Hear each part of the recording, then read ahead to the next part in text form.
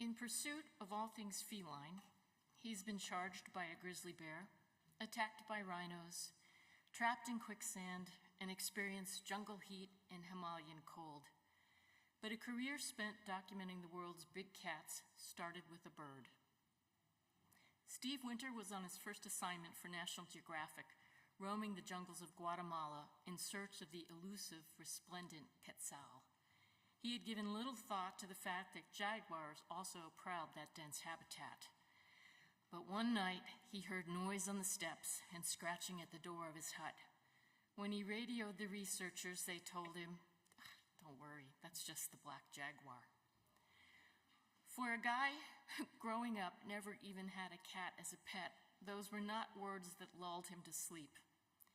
Yet from that encounter sprung a commitment to photographing the conservation challenges and natural history of jaguars, snow leopards, tigers in the wild and in captivity, leopards, and cougars. Up next, Asiatic lions. For all that big cats loom large in our imaginations and in our visual lexicon, in large part thanks to Steve, photographing them is particularly challenging.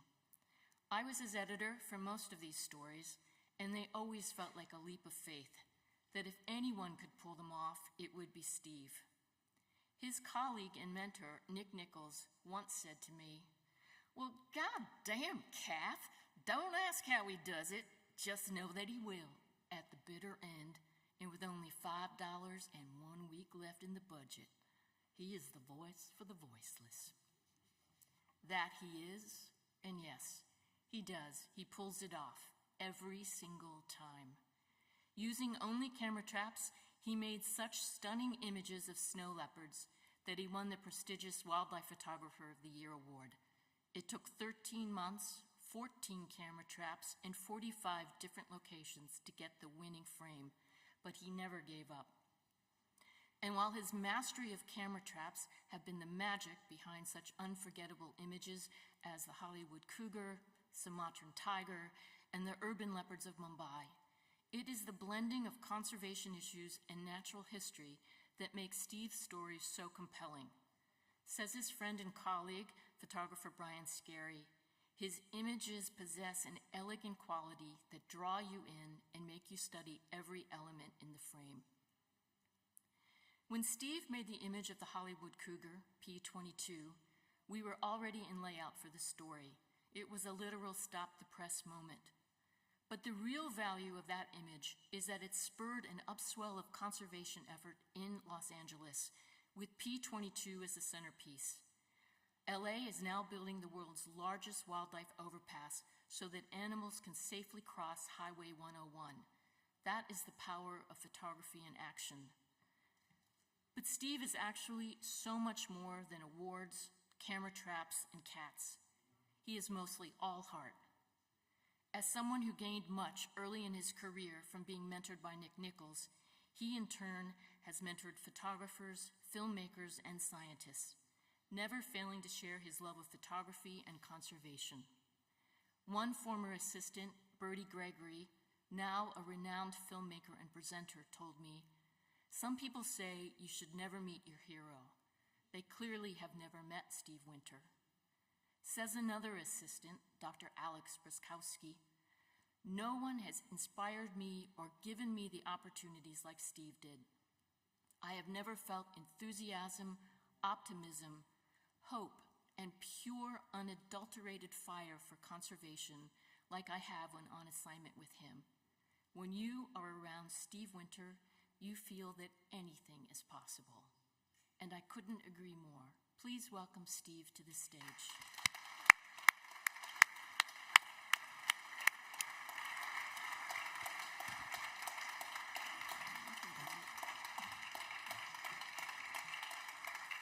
Thanks, everybody. Thank you so much, Kathy. Without you, I wouldn't be here. Now, just so you all know, my 3.5-year-old granddaughter gave me a cold. It's not COVID. And I want to thank everybody here at the Sienna Awards, Luca, Maria, Sergio, and everyone for coming. And thank you, Kathy, for actually making me cry. that intro. And without Kathy and without my partner Sharon, I would not be standing up here tonight. Sharon's down there in the second row. Now, let's just get to it here and see how long my voice lasts. If not, Sharon's taking over. I had an exhibition last year here at Siena, and I couldn't come because of COVID. But this talk is going to mirror the images that were in the expedition. But a lot of people ask me, how did you get started with big cats? And I always say I was a photojournalist that didn't take a picture of a big cat or a picture of an animal till I was 34 years old. And I always say that I didn't choose big cats. Big cats chose me. And it happened on my first natural history story, which Kathy talked about on the resplendent Quetzal. I was on top of a mountain in a cloud forest in Guatemala, living in a one-room shack. And one night I come back up the mountain, was in my bed, reading my book, when all of a sudden I heard the stairs creaking. Then I heard the floorboards creaking. Then I heard scratching under the door, then sniffing. All the hair on my whole body stood up. I grabbed the walkie-talkie, called Juan Carlos, the naturalist I was working with, down the mountain. And in Spanish, I told him what had happened. And he said, Steve, don't worry, it's just a black panther. And I went, hold it, dude. I've been here 5 weeks and you didn't bother to tell me there was a black panther up here. And he goes, Steve, we just didn't want to worry you. And I figure that's the night big cats chose me. And 3 weeks later, I saw him again. Now, if anybody would have told me my next story would have been on jaguars, I would have told them they were crazy. I don't know anything about big cats. I barely passed biology in high school. And I started the story in the jungles of Belize because the late Dr. Alan Rabinowitz told me I should do it there. And I was failing miserably. So I contacted everybody I could think of, all the scientists in South America. And a Brazilian scientist told me to come there. So the first jaguar I actually saw was on the way to the Cancun airport to fly to Brazil. And they were former pets that were rescued by a guy, and they were part of a tourism outfit called Pepe's Swim with Jaguars. So I went down to Brazil and went to the Pantanal. The Pantanal is the world's largest inland wetland. It's 95% privately owned and mostly cattle ranches. And I found that all the cowboys down there thought the only good jaguar was the dead jaguar, and that every dead cow could be attributed to a jaguar. I thought this was absolutely ridiculous. A scientist I was working with, her boss was my best friend, the aforementioned Dr. Alan Rabinowitz. I said, Alan, you should do a project here, GPS sat collar study, so we could show the ranchers what the truth actually was. Because we didn't want this to happen. 12 jaguars killed in 12 months by one man, all supposed cattle killers. Now, while I was down there, I worked with a ranger of Pantanal National Park who taught me how to call a jaguar by sticking my head in a bucket. Now, if my voice wasn't like this, I'd show you what it was like. But I'll never forget the morning I actually went out on my own in the farm truck and called a jaguar. 10 seconds later, a jaguar calls back to me. I looked around and went, what the hell am I doing here? I got back in the truck and drove back to the ranch because I didn't know what would happen if one actually showed up. But I actually got the opener of the story. And because of the 3 jaguar images that were in the story, 9 years later I came back, and most of the ranches in the area were now ecotourism lodges because they could make more money off of ecotourism they could raising skinny cows in the world's largest wetland. And so a couple of years later, in 2016, we did a second Jaguar story, and we did a film with Bertie Gregory, who was my former assistant, who's now an amazing guy. You can see the Jaguar there that turned into the 3-page opener, this image here. Now, in 2017, a paper was written by a friend of mine for his doctoral study of Brazilian scientists that said, each cow is worth $2,000 in its lifetime, but every one of these Jaguars brings in $108,000 every year in ecotourism income. So this is an oasis for Jaguars, and the only place they're safe, and nobody would harm a hair on their head because they're economically important for the community. And we also tried to do a film that mostly was a lot of spectacular failures like that. And how do you get pictures of Jaguars in the Pantanal? By boat. You fly by on boats because the Jaguars come down to the riverbank every evening because it's so hot, and all the food they ever wanted, their number one food source is the caiman, is right there. And here's a 1 minute about a little short of the film that we did, Jaguars versus Crocs. Along the tangled edge of a Brazilian river, a hunter stalks the shadows. He is a jaguar, a male in his prime. Those who know him call him Scarface, from a wound he earned clawing his way to supremacy.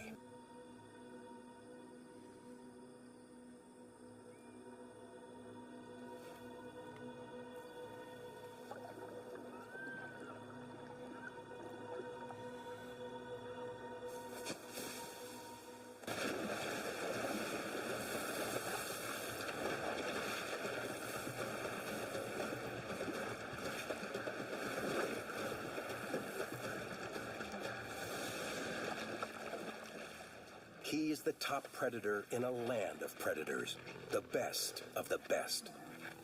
Way to go, Scarface. Incredible. And way to go, Bertie. I love mentoring young photographers, and I could tell Bertie had what it takes. You should watch his new series, Epic Adventures with Bertie Gregory, on Disney+. And in the end, I got a picture that I'd been waiting years for, which was a mother and her cubs. And then when we were finishing the story, Sharon and I found something quite disturbing, but some great stuff along the way. Jaguar shamans were really important to me, and their story was really important, because throughout millennia, they have taken, what's it called? Ayahuasca, yeah. And in their minds, they morph into jaguars and go to this place, Chiribiquete in Colombia. These are 20,000-year-old jaguar petroglyphs. I mean, humans are only supposed to be in the Western Hemisphere for 10,000 years until they found this. This was shot by a helicopter with Bertie screaming in my ear, "There's spider monkeys gonna jump on the ledge." And luckily we got the picture.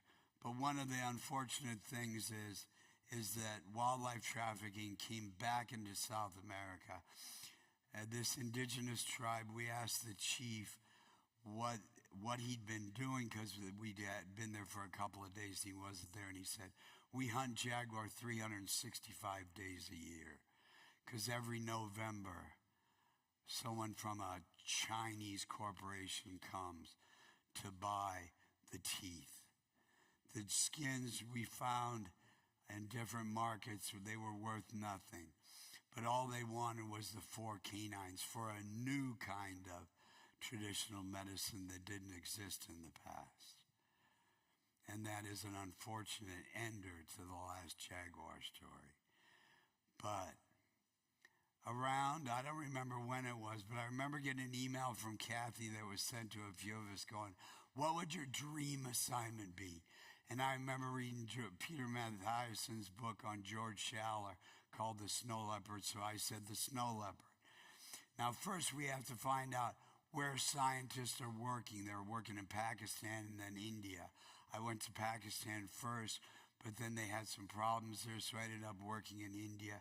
Here's a short film about what it was like getting ready to leave to do this story.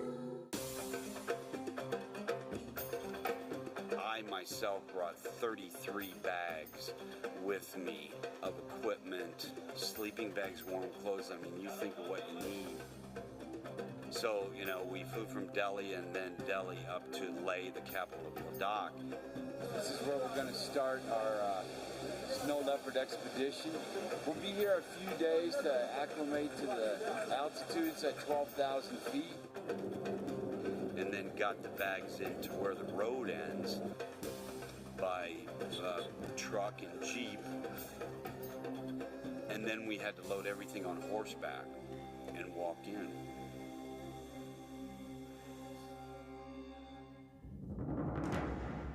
We took in 14 remote cameras and a whole camp. Tents, sleeping bags, cots, pads. We bought food from the U.S. and then we bought some in India. At night it was 30 below zero. And I've spent my whole career working in jungles. So this was a real switch for me. We looked for locations with the help of the local people that worked with the snow leopard NGOs. They had already ID'd locations where the cat comes to mark. This is new tracks of snow leopards. It looks, this is female one. This is last 2 days, very fresh cat and tracks. You can see someone, spraying here. With this knowledge, we were able to find locations to set up cameras where we knew that cats would come and visit. Once we knew we were having success in like a specific trail, then I quote, mine that trail with remote cameras. Okay, let's put the caps on, get the rope up, we're done. And as Kathy mentioned, there was no way that you'd ever be able to get pictures of these secretive animals without using camera traps, because we never see them, even though the first day we actually saw one, and 36 hours later we saw two more. But I put up a transmitter and receiver and this hook to the camera and the flashes, because I want that first frame to be my picture. I compose it, I put the beam where I want the cat to break it in my composition, so the first frame is mine. And we weren't sure we were going to get images, but after 3 days, this is one we got. And because of using, digital, I could look at it, see what the cat's movements were, and then rearrange it and get this image, which was a double page in the magazine of a cat marking its territory. And once we got this, a huge weight was lifted off my shoulders, that I knew we were on the road to success. Here's a cat marking its territory again here. And here's a picture of a monk on top of a monastery way out in the Yanslan Valley. Because Buddhism is vitally important to these people. As Sharon and I were walking around, we saw these pieces of paper with a picture of the Dalai Lama and Sanskrit. And I asked Tashi, my assistant, I said, Tashi, what does this say? And it says, Dalai Lama says, follow the Buddhist principles of respect for all life and don't kill snow leopards and other predators. Well, as a journalist, I was kind of skeptical of that. So Sharon and I took a 5-day walk to meet some herders like this guy here who had sold all these young animals. And these people, the people that live with these animals. Local people need to benefit from living with predators because their livestock is vitally important to their economy and their future. and their livelihood. They use the skins for warmth, the hair to make their clothes, yak butter, yak milk, yak cheese, yak meat for protein for their families. So I started working with a local NGO to push these predator-proof corrals because they had plenty of rocks in this area. They just need a little bit of chain link fence. And I asked the man there what he thought of his new predator-proof corral. And he said, it's the best night's sleep I've had since I was a young boy, because now I don't have to worry about snow leopards or wolves coming in to eat my livestock. And I found out that 30% of many of the animals in most of the villages are killed by disease. I knew the guy at USAID in Delhi, so we got vaccine. I hired the vet on the right. And with this NGO, we started a 3-year project to vaccinate the animals as long as they promise not to kill snow leopards. Now, that's like putting 30% more money in their pocket and saving an animal they hated before, which now they love, the snow leopard. Here's the opener of the story, and here's a very important picture right here. While I was off working on another story, my partner of 33 years, Sharon, sent this picture in with a bunch of others to BBC Wildlife Photographer of the Year. Now, I had never entered a contest before because I figured, dude, I wanted to be a National Geographic photographer since I was 8 years old. I already won. I'm one of the luckiest guys on the face of the earth. But with this, I learned that I won BBC Wildlife Photographer of the Year, and I found that the story starts on the pages of National Geographic. But when it travels around, millions more people learn about snow leopards or whatever animal you're photographing and the conservation issues that face it. Now, I had a friend who just passed away, Dr. Howard Quigley. And he asked me a few years ago, Steve, how come you've never worked in the United States? And I said, Howard, no reason, but why? And he said, you should do a story on the cougars, because the greater Yellowstone ecosystem is rapidly being rewilded with wolves and grizzly bears, and the natural history and behavior of cougars is completely changing. I thought, well, that's a pretty good reason why. And they were studying the young kittens because wolf packs were going after the kittens when they came onto cougar kills. And again, I started using camera traps on this. I thought it would be much easier because they were collared. But this picture here took 1 year to get. A lot of people say, how do you get a collar on a cat? Well, here they tree the cat with dogs. Here's a grad student that's darting this cougar here. You can see he's not very happy about the fact he's got shot in the rear end with a tranquilizing dart. You lower the cat to the ground, and then you do a complete medical workup on the cat. And this was so vitally important because my assistant Drew Rush and I were finding that these cats were grouping together like prides of lions in Africa. And the scientists did not know why. Because without wolves and grizzly bears, their natural history has changed. But now that they came back, it went back to the way it always was. So they always got together, females protecting their young from wolves. And then you put a collar on it and off it goes. Part of this story was urban cougars. I needed to find a place to photograph urban cougars. So I went to a mountain lion meeting in Bozeman, Montana to meet this man here, Jeff Sikich. And I asked Jeff, well, you work on cougars in LA. Do you ever have a trail where you can see the lights of LA in the background that cougars walk on? And he said no. And he kept saying no to every question I asked him. And he said, everybody wants to work here. It's Hollywood, man. And I said, well, if anything changes, let me know, he said. Because I said, what I'd like to get is a picture of a mountain lion with a Hollywood sign. He looks at me like I'm crazy. He says, there's no mountain lions here. So I gave him my card. 8 months later, he sends me a text saying, call me now. And he says, you're not going to believe this, but we just got a picture of a mountain lion right by this cross here. They were doing a bobcat census study with trail cams. So now my job started. How do you put remote cameras in a park in downtown LA that gets 24 million visitors a year without them getting stolen? So I set the cameras up and I got a picture of a bobcat.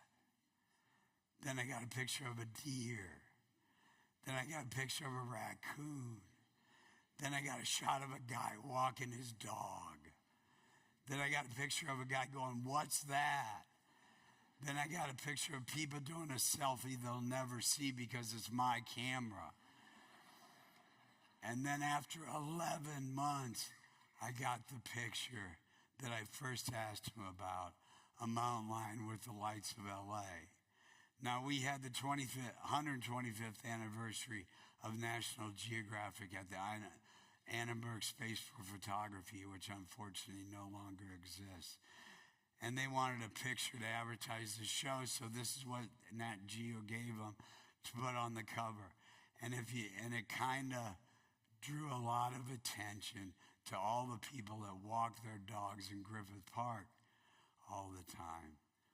But people got inspired.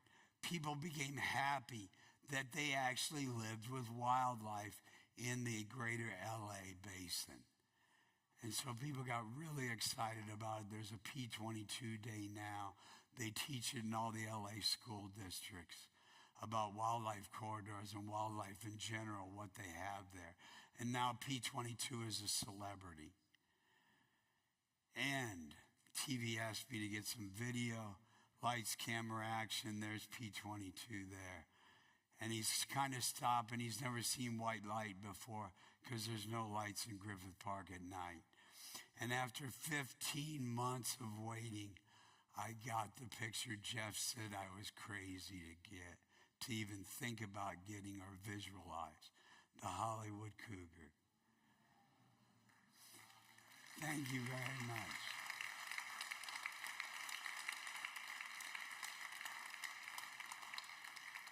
But here's the cool thing. Now they're building the world's largest wildlife overpass, all privately funded, $88 million. This is at the groundbreaking. And it's about a third of it was paid, luckily, by Wallace Annenberg. She gratefully put in a lot of money. Now, my next story I did was on leopards. I had worked with a scientist in South Africa that had said, hey, Steve, we're doing something great with the Zulus. They have a religion called Shembe, and every couple times a year, each group gets together with these massive dances for days on end, but all the elders wear leopard skins. This is the image that ran in the magazine. And what Tristan Dickerson started doing was making these same coverings out of faux leopard or fake leopard skin. And it really took off. I had been there about 5 times.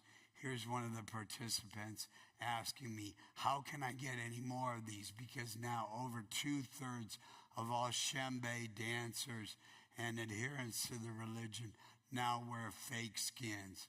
And I asked him how he felt about leopards, and he said, they're our legacy. I want my children and grandchildren to grow up with leopards. So this is a very positive story to something that was very, very negative in the beginning. There's a leopard. I love getting all my different cats in the camouflage situations. And here's a little video on the first day of a leopard up in a tree, having his dinner just at dusk. And the image that came from that. A leopard marking its territory, and a female that I followed for weeks, bringing back a steam bok, not for her, but to teach her cubs how to eat meat. One thing I've just been loving being able to do is to try to document animals at night, because everybody has to go in on their safari vehicles at the end of the day. But the animals don't leave, they are there. So I got this leopard in the crook of a tree with all the stars in the background, waiting for a hole because there's 8 hyenas below her in the tree, and it took about 30 minutes to jump down. And because of my work with the Hollywood cougar, I had found about leopards that live in the center of Mumbai. They live in a national park. About 70 leopards live in the world's 3rd largest city. And they have lived there forever. So I want to document these animals to show that they actually, humans and leopards can live together. You can see these are the cubs of the female in the first image. And here's a short video clip about one of the boys I would see every day playing cricket and how he felt about leopards. Around here, people have gotten used to the leopards, and many even seem excited about their presence. Okay, you see the bamboos? Right. Yeah. I just pointed some light from here, and it was sitting over there. Oh, it watching was. us. It was watching us. How do you feel about living with leopards? It's too cool. Yeah. That's great. I love it. Now, I needed to get, Bertie and I were doing another TV show, and I was doing the video camera traps, and I needed to be the same level as one of the bridges, so we built a 40-foot bamboo tower.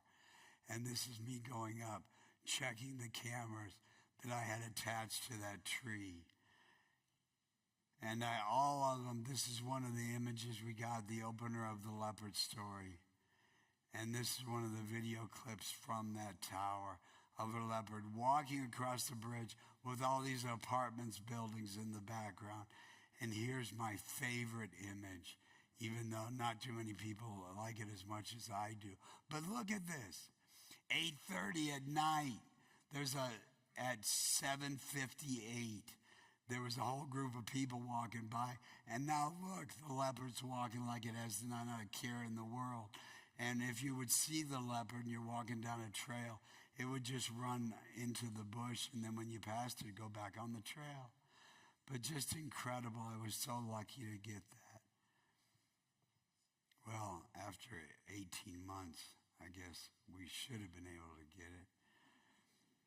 And there's another reason why. Oh, hold it. Come on, voice, don't leave me now.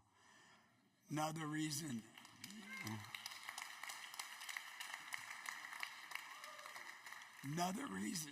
Oh yeah, it is the tiger. Another reason I'm so lucky is that I got to work with the world's largest cat, the most endangered cat, the tiger. 120 years ago, 100,000 tigers roamed 31 countries. Today, there's around 4,000 to 5,000 in about 8 to 10 countries. And, they're really under threat right now. And so I was doing a story in a national park in far northeastern India. And this is the first tiger that I ever saw. And luckily, I got his picture. You can tell he was pissed off at me for waking him up. But it was Kaziranga National Park, and it's hemmed in by people, tea plantations. And, it was formed in 1905 to save the Indian one-horned rhino. In 1905, they had to get a park to save the Indian one-horned rhino. And now the park is under threat because rhino horn's worth more than its weight in gold, though it has no medicinal value. Rhino horn is made of the same thing as our hair, as our fingernails. So chew your fingernails and save a rhino. Now, Kaziranga's under threat from poachers because of that, but the poachers only have 1904 Royal Enfield rifles, but the difference is they are crack shots. Most of the poachers end up either killed or captured. and the appetite for traditional Asian medicine skyrocketed during the 1980s, when the appetite for traditional medicine rose with the rising middle class with more disposable income. But today, it has changed from health to wealth. The wealthy in China are using tiger products as status symbols like tiger skin furniture or tiger bone wine, which is made by soaking a tiger skeleton in rice wine. The longer it soaks, the more valuable it is. They feel that if you ingest part of the tiger, you get the chi of the tiger, or the strength of the tiger.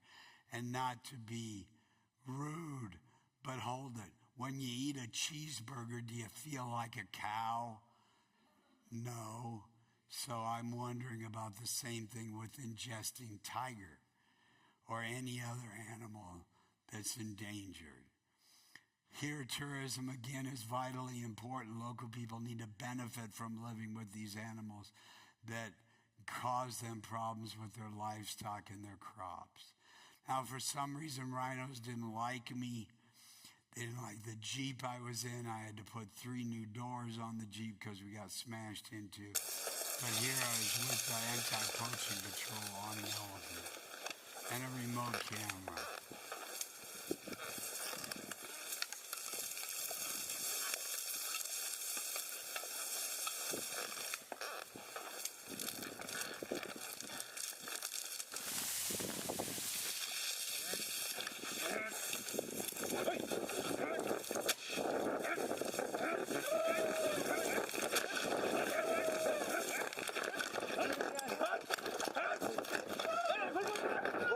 What's the gun?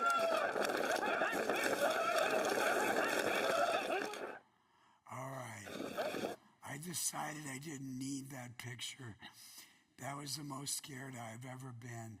Now you may wonder, why are these guys on elephants? Now these elephants were broken to be logging elephants, but domesticated elephants cannot go back into the wild because wild elephants hate them and they will kill them. So in the dangerous parts of the park, they use elephants because they can't walk, looking for poachers. So I thought, why don't I get the different view of this picture? So I put a camera trap up, looking down on them, using a scratch tree, like our cats at home use a scratching post. But here it's done as a form of communication. I love getting these intimate, eye-to-eye portraits you can get with these camera traps. I saw the tracks of a mom and cub go up here, saw where I would put the beam, compose the picture, and this is what we got. A young subadult tiger wondering, where is that noise coming from? Serendipity is vitally important to wildlife photographers at National Geographic. Here is an elephant trying to get elephant. Here's a tiger trying to hunt young elephant babies, and he was terribly unsuccessful. And I was able to get a picture of why tigers have stripes and the camouflage of a tiger. Now, on this last story, I wanted to cover some of the subspecies, because scientists said the next tiger that would go extinct would be the Sumatran tiger. So I went to Sumatra. Much of Sumatra looks like this, but way too much of it looks like this because of this, palm oil. Someday you'll be able to buy products in grocery store shelves that will say sustainable palm oil, but that day has not come yet, unfortunately. And the government moves people from the big island of Java to Sumatra. They plant palm oil also, and they put up snares to feed their family. But snares are indiscriminate. They also catch tiger cubs, like this young cub here that spent 4 days in a snare and had to have his right front leg amputated. The only good thing about this was, when this picture ran in National Geographic, the government of Sumatra outlawed snares. But outlawing and keeping up the enforcement are two different things. One of the great programs they also started was to give poachers a job as a ranger, teach them how to be rangers, teach them how to be in the anti-poaching patrol. And the guy on the elephant way in the back used to be a tiger poacher. I asked him what he thought about being a ranger now, and he said, I never wanted to be a poacher or risk going to jail.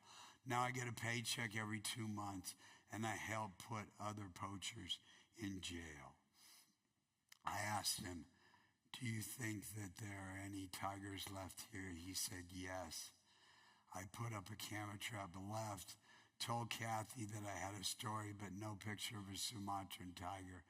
30 days later, I got an email from the head of fauna and flora in the UK that said, Steve, you have an extraordinary image of a Sumatran tiger.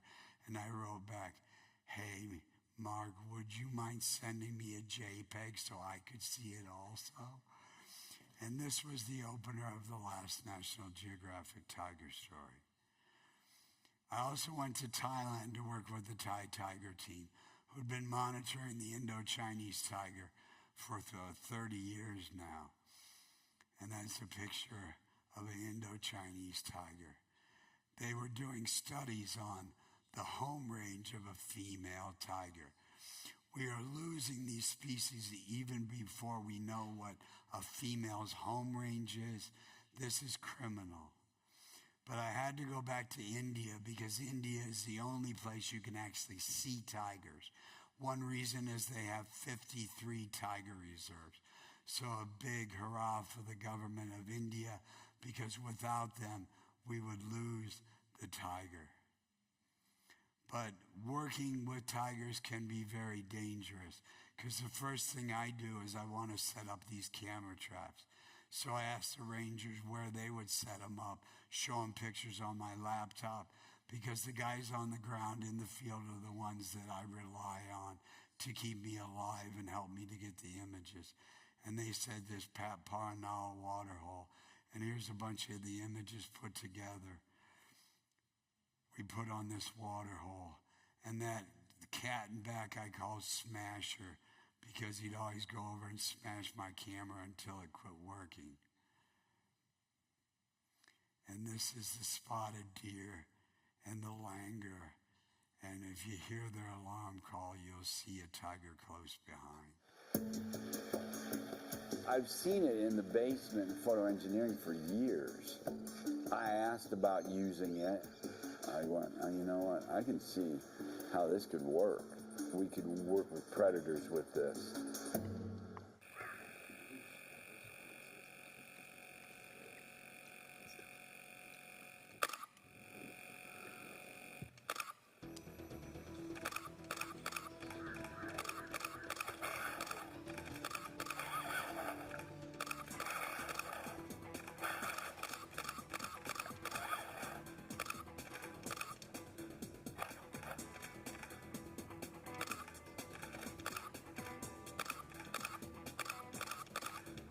Don't let her lick it. I couldn't let her lick it because if she did, I couldn't get out and clean the lens because she's a tiger and she'd kill me. So here's a couple of the pictures that I got from it. And this is the one that's most poignant to me, was the female was the one that always would come up to the machine that broke the first day that we had it out. Now, thank you very much. I was kind of glad it broke because I wasn't sure how I felt about it all. But I left without getting that iconic picture that we all need, which is a picture of mom and cubs. So I told the director that if within the next 4 or 5 weeks they had a female with a den, please email me and let me know. I'd ask the editor-in-chief if I could go back. Sure enough, it happened. I went back. I spent 1 day, then 2 days, then 1 week, then 2 weeks, 3 weeks without getting any images, sitting on top of the anti-poaching patrol elephant. I read about 30 books. On one day, I saw this, a cub nursing. And all of a sudden, I had the 600 on the camera with a tripod mounted with cable ties and clothesline. And I saw the cub get up. I put my eye up to the camera. I saw him come. I took a couple frames, and all of a sudden I looked up. He was gone. I asked him, Mahout, did the cub come out? He said yes. I took out the memory card, put it in my pocket, went back 3 hours to camp, and downloaded the image. And when I saw this picture, I cried like a baby, because this is what I got. All out of 5 images, there was only one in focus, because elephants never stop moving. And it was the cover of Sharon and I, National Geographic Tiger book. Thank you very much.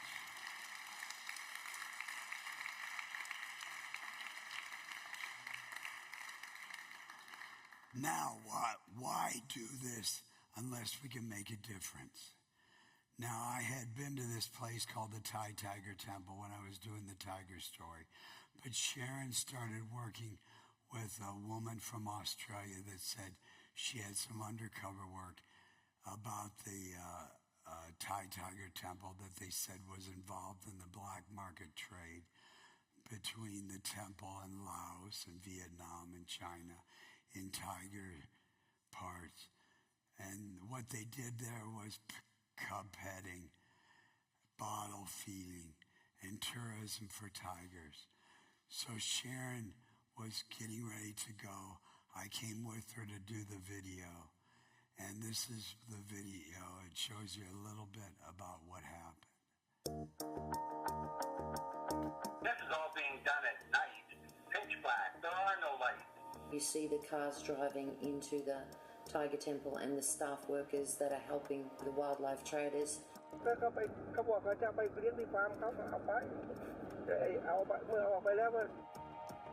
In December 2014, at the famed Tiger Temple in Thailand, investigators say a group of animal traffickers botched their late-night tiger heist. Our sources tell us they were supposed to take unregistered tigers like they had before. But instead, investigators believe they took these 3 tigers, tigers with names and a paper trail. A year later, National Geographic traveled to investigate what happened that night. The temple presents itself as a sanctuary where monks live in harmony with 147 tigers. It's also a popular tourist destination that brings in an estimated $3 million a year. For years, conservationists and the media have reported abuse and exploitation of these animals. But we obtained exclusive evidence from the conservation group Sea for Life, which they say shows that this Buddhist monastery is trafficking tigers into the illegal international wildlife trade, meaning that the tiger you took a selfie with one day could end up dead and smuggled across the border the next. I have the evidence to show the world. We have CCTV. Charlie has been a long-term advisor to the temple. We're not showing his face to protect his identity. Unfortunately, there were tigers that were, for lack of a better term, poached. They're dead. They were killed. It was an inside job, unfortunately. In February 2015, the Tiger Temple's veterinarian presented evidence to the authorities that he says shows that the 3 tigers had disappeared in December. He handed over the microchips that had been cut out of the tiger. With that evidence in hand, officials from the Department of National Parks went to the temple in 2015 and confirmed that the 3 tigers were indeed gone. National Geographic gathered additional evidence suggesting that tigers have been disappearing for at least a decade. Basically, I was doing my rounds and then found that there was cub spawn in a couple of the cages with the female tigers, obviously. And then the next morning, they say, no, there's no tigers. And I say, well, I saw the tigers with my own eyes. I saw them being born. So what's that all about? They quietly said to me that they're going to a tiger farm in Laos. Despite allegations of trafficking for many years, no one has ever been accused or prosecuted.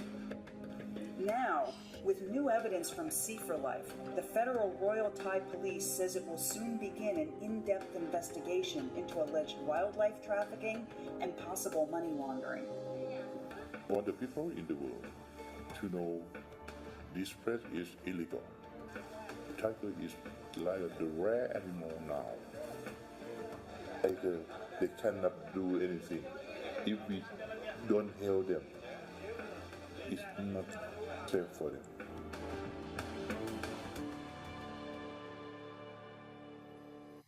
So Sharon wrote 4 different stories on this, and on the last story, the government and military and police went in and confiscated all 178 tigers, found 20 tigers on meat hooks in the freezer, and a bunch of cubs in jars.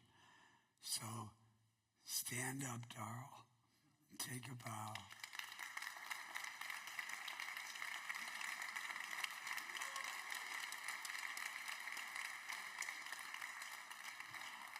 All right, I only got a couple pictures left, but Sharon and I did a story on the fact that there's more tigers in the U.S. in captivity than there were in the wild. And it ran in 2019 in December. And it was a very difficult story for me without the guidance of Kathy and Sharon. It would have been difficult. But these are primarily bred and used. The cubs are taken away from their mothers at birth, and they're used in county fairs, cub petting operations, but they can only be used till they're 4 months old. What happens to these tigers afterwards? That was the answer, question that never got answered. And it's run by a lot of the guys you saw in Tiger King, like Doc Antle here. Every one of these guys, including Doc is under federal indictment for wildlife trafficking and money laundering. He runs a very lucrative operation in Myrtle Beach, South Carolina. They make a lot of money. It costs like $500 per person to walk in the door, and you can do cub petting. Many of the cubs end up being sick.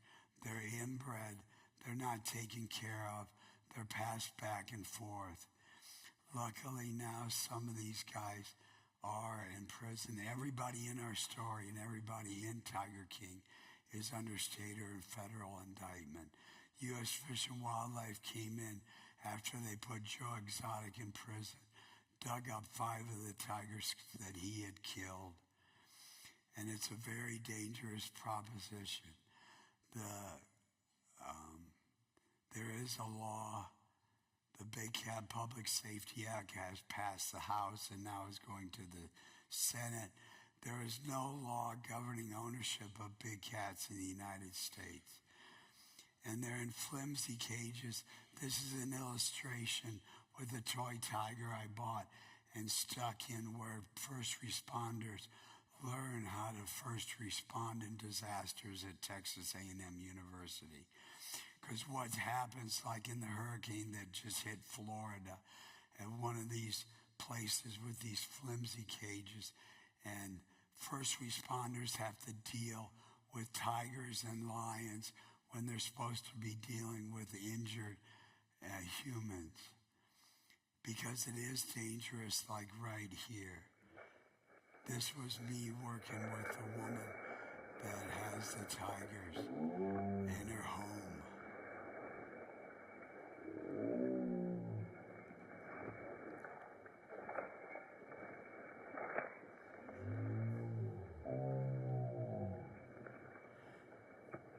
Now, I made it out okay, but that woman who's trying to help me was on her cell phone the whole time.